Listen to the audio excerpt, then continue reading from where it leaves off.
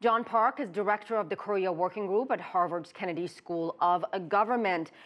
John, let's mix politics and sports here. Do you believe that the Olympics, in fact, can be a turning point between the two Koreas?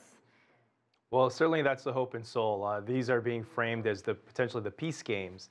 And so the use of this diplomatic overture and combining it with the big winter games that are just around the corner is seen as a formula that can lead to the reduction of tensions.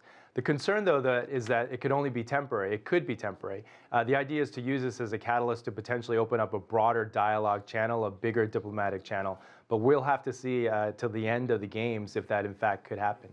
And it wasn't just the two sides talking about the Olympic Games. There were also agreements on family reunions, agreements on inter-Korean military talks, and reopening a military hotline. Sounds like progress to me. Talk to us about which side has more to gain here. So first off, a lot of the things that you mentioned there, the military talks, potential reunions, resumption of the reunion of separated families, those are at the early stages. There's agreement to initiate those talks and try to get something ready in time for either the Olympics or shortly after the Olympics. With respect to who wins and loses, I think it's being framed as a win-win for both North Korea and South Korea, in the sense that for the very specific priority goal of getting a North Korean delegation to the Olympics and having the two Koreas participate in the Winter Olympics, that is seen as a very important step forward. But we have to look at it in the broader context. We still have this nuclear issue. So in managing our expectations on the nuclear side, but certainly having the limited goal of getting the North Korean delegation to the Olympics in the first place, I think it's important to separate those type of objectives. And again, the hope is that this could potentially be the catalyst for a larger diplomatic dialogue, but we'll have to wait and see on that front. Well, so John, the DPRK doesn't seem to really be budging on the nuclear issue. In fact, they released a statement basically brushing that off. But do you believe the recent developments, and at least the two sides talking face-to-face for the first time in more than 2 years, will that hopefully open the door to talks on more serious issues like nuclear disarmament? There is a hope, but there is just a long way to go. And I think if you see this as a first step, we have to then see what other steps can be taken.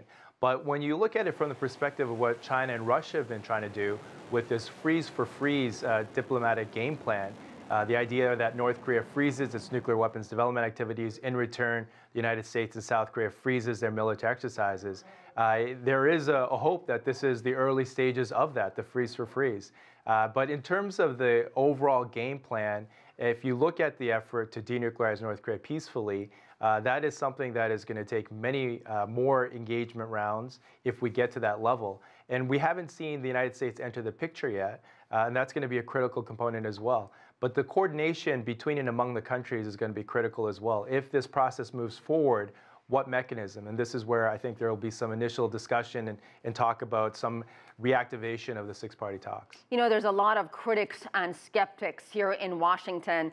Some argue that Pyongyang is going to use the Olympics as a way to skirt international sanctions and then try to drive a wedge between Seoul and Washington.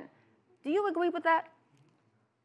There's always that concern. And I think when you look at the effort from the North Korean side to calibrate their messages and their overtures to the respective parties, clearly in the interactions with South Korea, it is a type of agenda that first and foremost, the top of that list is a successful Winter Olympics. But when you look at the coordination that's going on at the highest levels, President Moon and President Trump spoke over the weekend. They came to the agreement that they would postpone the military exercises until after the Olympics. So we are seeing that type of coordination at the time being. So I think with respect to this ongoing effort to coordinate, that is something that the two capitals, Seoul and Washington, will be paying a lot of attention to. And there's going to be a lot of debriefs and this ciphering of what took place in this inter-Korean initial dialogue. John Park, thank you so much.